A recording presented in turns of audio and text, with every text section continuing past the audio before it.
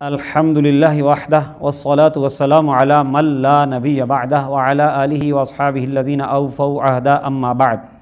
اللہ تبارک و تعالی نے جو مال ہمیں دیا ہے اس مال کو اس کی راہ میں خرچ کرنا یہ بہت بڑی عبادت ہے، اور اسلام کے بنیادی ارکان میں سے تیسرا رکن زکوٰۃ دینا ہے، جو کہ مال خرچ کرنے کا سب سے اعلیٰ اور عرفہ طریقہ ہے، اور اس لحاظ سے بھی اس کی اہمیت ہے کہ زکوٰۃ دینا فرض ہے۔ جو بھی صاحب نصاب ہو، جس پر زکوٰۃ لازم ہو، اس پر یہ فرض ہے کہ وہ زکوٰۃ کی ادائی کرے۔ اللہ تبارک و تعالی نے محبوب کریم صلی اللہ تعالی علیہ وسلم کو حکم فرمایا، خذ من اموالہم صدقۃ، ان کے مالوں سے زکوٰۃ لیجئے، تطہرہم وتزکیہم بہا، اور اس طرح ان کے مالوں کو پاک اور ستھرا کر دیجئے، وصلی علیہم، اور اے محبوب تم ان کے لیے دعا کیا کرو، ان صلاتک سکن لہم، جب تم ان کے لیے دعا کرتے ہو تو ان کو سکون پہنچتا ہے۔ تو اللہ تعالیٰ نے محبوب کریم صلی اللہ تعالی وسلم کو مسلمانوں کے مالوں سے زکوٰۃ لینے کا حکم عطا فرمایا۔ ہم بعض اوقات سوچتے ہیں کہ زکوٰۃ سے مال نکالیں گے تو مال کم ہو جائے گا۔ اگر کسی کی یہ سوچ ہے تو یہ درست نہیں ہے۔ ہماری ظاہری سوچ کچھ ہوتی ہے، لیکن صحیح نتیجہ اللہ بہتر جانتا ہے۔ اسی لیے سورہ روم کے اندر کمپیریزن اللہ تبارک و تعالیٰ نے پیش فرمایا وَمَا آتَيْتُم مِّن رِّبًا لِّيَرْبُوَ فِي أَمْوَالِ النَّاسِ فَلَا يَرْبُو عِندَ اللَّهِ، جو تم مال سود کے لیے دیتے ہو کہ لوگوں کے مالوں میں ہم یہ سود پہ مال دیں گے تو یہ ہمارا مال بڑھے گا، فرمایا وہ اللہ کے نزدیک نہیں بڑھتا۔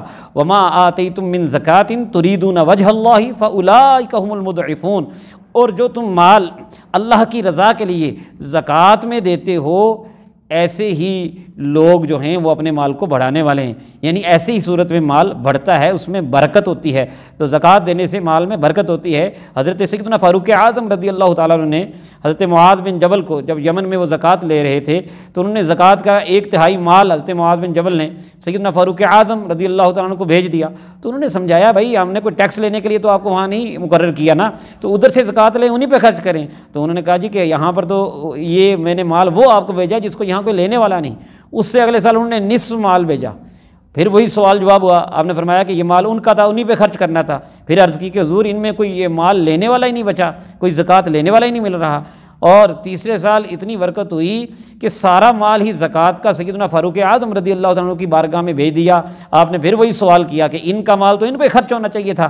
تو آپ نے عرض کی کہ حضور اس علاقے میں کوئی ایسا بندہ نہیں ہے جو زکوٰۃ کا مستحق ہو۔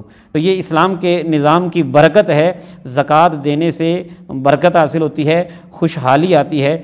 تو مالوں کی زکوٰۃ دینی چاہیے، اور اگر نہ دیں گے تو بڑی سخت وعید ہے۔ قرآن حکیم کی سورہ توبہ کی آیت نمبر 34 میں اللہ تبارک و تعالیٰ نے ارشاد فرمایا وَالَّذِينَ يَكْنِزُونَ الذَّهَبَ وَالْفِضَّةَ وَلَا يُنْفِقُونَهَا فِي سَبِيلِ اللَّهِ فَبَشِّرْهُم بِعَذَابٍ أَلِيمٍ، اور وہ لوگ جو چاندی سونا جمع کرتے ہیں اور اس میں سے اللہ کی راہ میں خرچ نہیں کرتے، یعنی زکوٰۃ نہیں دیتے، تو اے محبوب ان کو دردناک عذاب کی خوشخبری دے دو۔ اور اگلی آیت میں فرمایا کہ قیامت کا دن ہوگا، یہی ان کا سونا چاندی جہنم میں تپا کے اس کے ذریعے ان کی پیشانیاں، ان کے پہلوؤں اور ان کی پشتوں کو داغا جائے گا، اور کہا جائے گا ھذا ما کنزتم لانفسکم، یہ ہے جو تم نے اپنے لیے جمع کیا تھا، فذوقوا ما کنتم تکنزون، اب اپنے جمع کردہ مال کا مزہ چکھو۔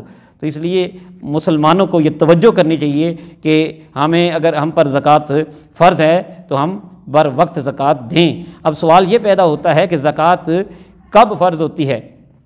تو جب بندہ مومن صاحب نصاب ہو جائے، عاقل بالغ ہو اور صاحب نصاب ہو جائے۔ صاحب نصاب کا مطلب کیا ہے کہ اگر اس کے پاس صرف سونا پڑا ہوا ہے، صرف سونا، کوئی اور چیز نہیں ہے، خالی سونا پڑا ہے، تو وہ 7.5 تولے سونا اس کے پاس پڑا ہو، جس کی مقدار 87.48 گرام بنتی ہے، اتنا سونا اگر اس کے پاس پڑا ہے تو اب وہ نصاب کا مالک ہو گیا۔ اور اگر سونے کے علاوہ کوئی اور مال بھی پڑا ہے، یعنی کچھ سونا پڑا ہے، کچھ چاندی پڑی ہے، یا کرنسی ہے، کرنسی نوٹ پڑے ہیں، یا وہ سامان جو تجارت کے لیے ہے، جس کو بیچ کے منافع حاصل کرنا چاہ رہا ہے، تجارتی مال پڑا ہے، یا اس نے کسی کو قرض دیا ہوا ہے، وہ قرض اس کو مل جائے گا، یا اس نے اپنی کمیٹی کی قسطیں جمع کروائی ہوئی ہیں اور ابھی کمیٹی نہیں لی، ایڈوانس اس کے جمع ہیں، یا اسی طرح کسی انشورنس وغیرہ میں، اگرچہ یہ ناجائز ہے لیکن اس کے لیے اس نے پیسے جمع کرائے ہوئے ہیں، تو یہ سارا مال جو ہے اس کا اگر وہ مالک ہے اور ان کی قیمت جو ہے وہ 52.5 تولے چاندی، 52.5 تولے چاندی یعنی 612.36 گرام چاندی کی قیمت کو پہنچ جاتی ہے تو پھر جو ہے یہ نصاب کا مالک ہے۔ اور اس میں یہ دیکھنا ہے بہرحال کہ یہ جو ساری چیزیں ہیں اس کی بنیادی ضروریات کے علاوہ ہوں، اور اس پر جو زکوٰۃ کے واجب ہونے سے پہلے قرضہ تھا اس کے علاوہ ہوں۔ اگر اس کے اوپر جو قرضہ ہے وہ ان چیزوں کو گھیر لیتا ہے تو پھر وہ صاحب نصاب نہیں ہوگا۔ تو بہرحال سونے کی صورت میں 7.5 تولے سونا، اور اس کے علاوہ کوئی بھی چیز ہے، چاہے ایک ہے چاہے مختلف چیزیں اکٹھی ہوئی ہیں، ان سب کی قیمت لگا کے یہ دیکھا جائے گا کہ 52.5 تولے چاندی کی قیمت بنتی ہے اور اس پر اتنا قرض بھی نہیں ہے اور یہ بنیادی ضروریات میں سے بھی نہیں ہیں، تو اب وہ صاحب نصاب ہو گیا۔ لیکن ابھی وہ زکوٰۃ نہیں دے گا، جب وہ صاحب نصاب ہوا اس وقت سے لے کر ایک اسلامی سال اس پر گزر جائے۔ مثلا بالفرض اگر وہ 1 شعبان کو مال کا مالک بنا تھا اور اگلے سال پھر 1 شعبان آ گیا تو اب اس پر 1 سال گزر گیا ہے، اب اس کو اس کی زکوٰۃ دینا ضروری ہوگی۔ اور زکوٰۃ کتنی دے گا؟ اپنے مال کا حساب لگائے، اس کی جو اس وقت ویلیو ہے، جس وقت زکوٰۃ دے رہا ہے، اس علاقے کی اور اس جگہ کی اور اس زمانے کی جو اس کی مارکیٹ ویلیو ہے، اس قیمت کا اندازہ لگائے اور اس کو 40 پہ تقسیم کر دے، یعنی مال کا 40واں حصہ زکوٰۃ دی جاتی ہے۔ مثلا اگر 40 لاکھ ہیں تو 1 لاکھ زکوٰۃ ہوگی، یا یوں کہہ دیں کہ 2.5% یعنی 100 میں سے 2.5 روپے زکوٰۃ ہے، 1 لاکھ میں سے 2,500 زکوٰۃ ہے۔ تو اس لیے یہ زکوٰۃ جو ہے یہ خوشی خوشی دینی چاہیے۔ اب اس میں یہ بات ذہن میں رکھیں کہ ہم کیسے پتہ لگائیں کہ ہم صاحب نصاب ہوئے کہ نہیں ہوئے، تو اس کا طریقہ جیسے میں نے بتا دیا ہے کہ اگر فقط سونا ہے آپ کے پاس تو وہ 7.5 تولے پہنچ جائے گا تو آپ صاحب نصاب ہو جائیں گے۔ اب اندازہ رکھیں اس کے بعد جس دن سے آپ صاحب نصاب ہوئے 1 سال گزرا اور 1 سال پر پھر آپ اسی نصاب کے یا اس سے زیادہ کے مالک تھے تو اب آپ پر زکوٰۃ فرض ہے۔ لیکن اگر سال کے دوران نصاب بالکل ختم ہو گیا یا جو ہے وہ کم ہو گیا اور دوبارہ بڑھا نہیں تو پھر نہیں فرض ہوگی، لیکن اگر سال کے شروع میں اور آخر میں نصاب کے مطابق رہا یا اس سے بڑا رہا تو اب سارے مال پر زکوٰۃ فرض ہوگی۔ یہ فقط سونے کے والے سے۔ لیکن اگر دیگر مختلف چیزیں ہیں، یعنی فقط پیسے پڑے ہیں یا فقط چاندی پڑی ہے یا فقط سامان تجارت پڑا ہے، یہ سب کچھ پڑا ہے، ان سب کی قیمتوں کو جمع کر لیں۔ اگر 52.5 تولے چاندی اب بالفرض اس دور میں 31 مارچ 2022 تک جو ہے یہ ہمارے صرافہ بازار میں لاہور میں 52.5 تولے چاندی کی قیمت جو ہے 81,000 تھی۔ اب یہ اندازہ آپ رکھیں 81,000 تھی۔ اب جب آپ نے حساب لگانا، جب بھی آپ نے زکوٰۃ دینی ہے آپ اس وقت کا ریٹ معلوم کر لیں، تو 81,000 تک کا وہ مالک بن جاتا ہے سارے مال کی قیمت کے حساب سے، تو اب وہ زکوٰۃ دے گا اگر اس پر سال گزر گیا ہے۔ پھر اس میں یہ دیکھنا بھی ضروری ہوتا ہے کہ جس مال کی اس نے زکوٰۃ دی ہے وہ مال اس کے لیے جو ہے وہ وبال نہیں بنے گا، وہ اس کے لیے باعث برکت بن جائے گا اور اس کے مال میں برکت ہوگی۔ اور آپ اندازہ لگائیں کہ 100 میں سے اگر 2.5 روپے دیتے ہیں تو کیا کمی اس سے ہوتی ہے۔ تو اس لیے ہمیں یہ چاہیے کہ ہم مال کی زکوٰۃ نکالیں۔ اب سوال یہ ہے کہ زکوٰۃ دینی کس کو ہے، زکوٰۃ کا مستحق کون ہے؟ تو زکوٰۃ کا مستحق وہ شخص جو اس نصاب کا مالک نہیں، اس کے پاس اپنی بنیادی ضروریت کے علاوہ اتنا سامان نہیں ہے جو 52.5 تولے چاندی کی قیمت کو پہنچے۔ جیسے میں نے 31 مارچ کے حوالے سے بتایا 2022 میں وہ 81,000 کا تھا۔ اب وہ مال، لیکن یہ یاد رکھیے گا کہ زکوٰۃ لینے والے کے مال کو یہ نہیں دیکھا جائے گا کہ تجارت کا مال ہے، اس کے پاس اپنی بنیادی ضروریات یعنی گھر بار جس میں وہ رہتا ہے، لباس یا گاڑی وغیرہ جو اس کی ضروریات ہیں، اس کے علاوہ سامان پڑا ہے، چاہے وہ تجارتی ہے چاہے نہیں ہے۔ اگر وہ 81,000 اندازاً میں بات کر رہا ہوں یعنی 52.5 تولے چاندی کی قیمت کے برابر پڑا ہے تو اب وہ زکوٰۃ نہیں لے سکتا۔ اگر اس سے کم ہے اس کے پاس اور وہ جو ہے اس کے اوپر یا اتنا قرضہ ہے کہ وہ مال اس کے اندر آ جاتا ہے تو اب اس کو زکوٰۃ آپ دے سکتے ہیں۔